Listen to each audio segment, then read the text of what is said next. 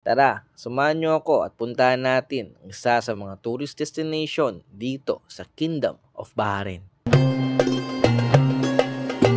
Ito ang Bahrain Fort at ito nga ay isa sa mga tourist destination dito sa Bahrain. Sobrang tanda na nito at sa sobrang tagal na nga ay nabuo pa ito noong 3,000 taon na ang nakakalipas. Naging famous ito dahil napasama siya sa UNESCO World Heritage Site noong 2005.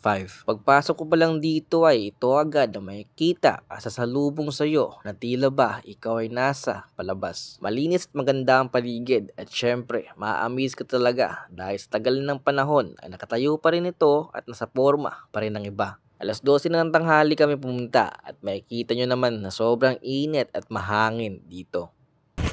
Kainit.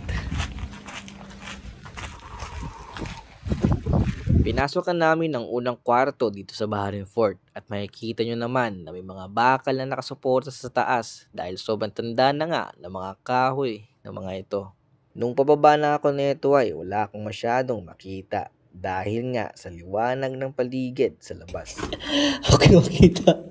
Walang laman at napakalawak ng kwarto at dahil walang ilaw ay may ilang mga part na sobrang dilim na mahihirapan kang makita at malaman kung anong meron ba talaga dito. Grabe ang suporta ng mga bakal sa kahoy sa taas kasi nga sobrang tagal na neto at maaari itong mag-collapse kung hindi susuportahan. Pumasok ulit ako sa ibang kwarto at dito ay meron akong nakita.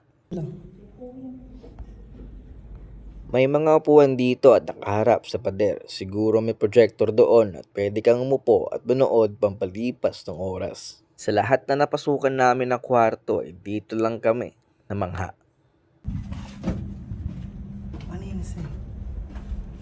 Nung unang kita namin ay akala namin ay gold pero ito ay isa lang pala na bato na may ilaw sa ilalim. Nakakabangga pa rin na makapunta sa isang ganitong lugar na sobrang tagal na nga ay nakatayo pa rin at patuloy pa rin nagpapakita sa kasaysayan ng mundo. Pero may isa akong natutunan sa buhay sa pagpunta ko dito. Darating ang oras sa buhay natin na tayo ay mapapagod. Pero kung dumating man yon, matuto ka magpahinga at hindi ang sumuko. Tulad ng lugar na ito, matagal nang napagod at nagamit ng mga tao. Pero sa tagal ng panahon, ito pa rin, nakatayo at hindi sumusuko.